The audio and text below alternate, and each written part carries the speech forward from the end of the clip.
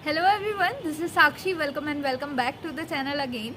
I am a second year BSc Nursing student at GMC Bhopal and in today's video as you can see in the thumbnail हम लोग आज बात करने वाले हैं उन एसेंशियल थिंग्स की जो आपको पता होना चाहिए, वो एसेंशियल पॉकेट आर्टिकल्स जो आपके पास होना चाहिए before you are going to your first clinicals in the hospital में जाना, क्लिनिकल वार्ड्स में ड्यूटी लगना, ये सारी चीज़ें बहुत ज़्यादा इंपॉर्टेंट एंड बहुत ज़्यादा एक्साइटिंग होती हैं। यहाँ पे हम लोगों को बहुत सारी चीज़ें सीखने को मिल रही होंगी, आप लोग बहुत ज़्यादा एक्साइटेड होंगे for your preparations and for your doing your procedures firstly and these things will be very interesting. लेकिन इससे पहले आप लोगों को ये चीज़ें पता होना चाहिए कि क्या क्या पॉकेट आर्टिकल्स आप लोगों के पास होना चाहिए, वॉट आर द नॉलेज और द प्री एक्वायर्ड नॉलेज जो आपके पास वार्ड में एंटर होने से पहले होना चाहिए। So we're gonna be doing and we're gonna be knowing about all these essential things that you must need in the ward and before going to your clinical practice. Video को starting से लेके and तक देखिएगा and please don't forget to hit that subscribe button below. Now without any further ado, let's get started. So सबसे पहले जो pocket articles हैं हमारे पास नॉर्मल बॉक्स में आपकी सारी चीज़ें प्रेजेंट होना चाहिए including scale, all the 3 pens like blue, black and red pen, as well as you should also have some kind of sketch pen, marker, sticky note. Plus mainly जो essential thing है वो आपके पास होना चाहिए एक इंच टेप, आपके पास होना चाहिए एक माइक्रोपोर जिसको कि पेपर टेप आप लोग नॉर्मल लैंग्वेज में बोलते हैं, अगर आपके पास अवेलेबल हो पाता है तो। You should be having a pocket size torch that will be essential if you are searching and if any one senior to you is searching for the nerve जो कि कैन्यूला लगाने और आईवी इंजेक्शन पुश करने के लिए use होगा। As well as you must be having your surgical mask, surgical cap and surgical gloves too. ये सारी चीज़ें आपको हॉस्पिटल से भी प्रोवाइडेड होंगी, बट इफ़ सम कंडीशंस अगर आप लोगों के पास ऐसा चीज़ें नहीं होती हैं, you must be having the extra pairs with you. All these things will be helping you a lot. Plus इसके साथ में आपके पास होनी चाहिए एक पॉकेट डायरी। ये पॉकेट डायरी आप लोगों के लिए इम्पॉर्टेंट है। इस पॉकेट डायरी में वार्ड्स में जाते ही आपको पता होना चाहिए that how many patients are available and how many patients are there in the ward. आपको पता होना चाहिए उनको क्या क्या डिसीजेज है and for noting all these things down you should have a pocket diary जो कि आप पॉकेट में रखेंगे और प्लस अपने आप को जो भी चीज़ें आपको नई सीखने को मिलेंगी आप इसमें नोट करेंगे। Then you should have a big diary जिसमें आप लोग डेली के रिकॉर्ड्स मेंटेन कर रहे होंगे। ये सारी चीज़ें आपको घर आके या फिर जब भी आपके पास फ्री टाइम है तब आप वो चीज़ें करेंगे। बिग डायरी जो है that is essential practice. You also be needing all these things for making and teachers will be also checking it out. Then you must be having some kind of details and the markers and highlighters that will be helping you for the diagnosis assessment. उसके बाद हम लोग बात करते हैं about the things or the pre-required knowledge that you must have before entering the hospital or the hospital ward. Before entering the hospital or the hospital wards. So इसमें हम लोगों को सबसे पहले you should be knowing about the type of beds that are present in the hospital.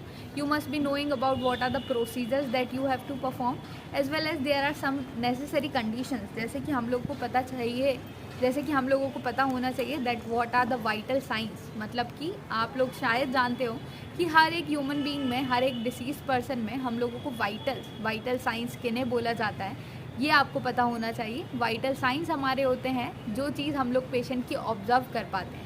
आप लोगों को vital science से ही आप लोगों के वार्ड्स में नर्सेज पूछ सकती हैं, आप लोगों के सीनियर्स पूछ सकते हैं कि कौन से वाइटल साइंस होते हैं, साइंस एंड सिम्टम्स में क्या डिफरेंस होता है। तो ये सारी चीज़ें आप लोगों को वार्ड में एंटर होने से पहले ही पता होना चाहिए। You should be knowing about the type of bed, कैसे बेड मेकिंग की जाती है, what are the techniques, what are the procedures and कौन से प्रिंसिपल्स हैं अबाउट द बेड मेकिंग। उसके बाद आप लोगों को पता होना चाहिए कि TPR, टेम्परेचर, पल्स और रेस्पिरेशन रेट जो कि वाइटल साइंस में से ही एक है। How you should take the TPR of the patient means temperature, pulse and respiration rate आप लोग कैसे लेते हैं, नॉर्मल रेट क्या होता है इन सारी चीज़ों का। As well as the second thing और the third thing that you must be knowing is कि आपको अपनी डायरी में स्टार्टिंग से ही एक रिकॉर्ड मेंटेन करना स्टार्ट करना चाहिए।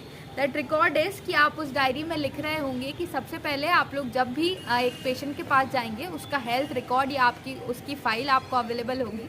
उस बुक में ट्राई करिए या उस हेल्थ रिकॉर्ड जो है ट्राई करिए कि उसमें कुछ चीज़ें पढ़ने को आप देखें।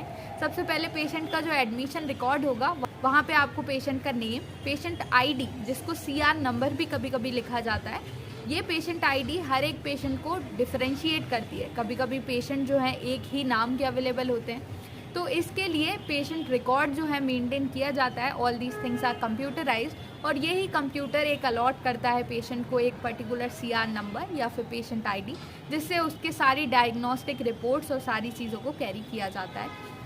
उसके बाद आप लोगों को patient name, patient ID, and then you have to know his age और सेक्स, बिकॉज बहुत सारी चीज़ें एज रिलेटेड होती हैं, एंड बिकॉज ऑफ विच आप लोगों को जेंडर और एज पता होना चाहिए।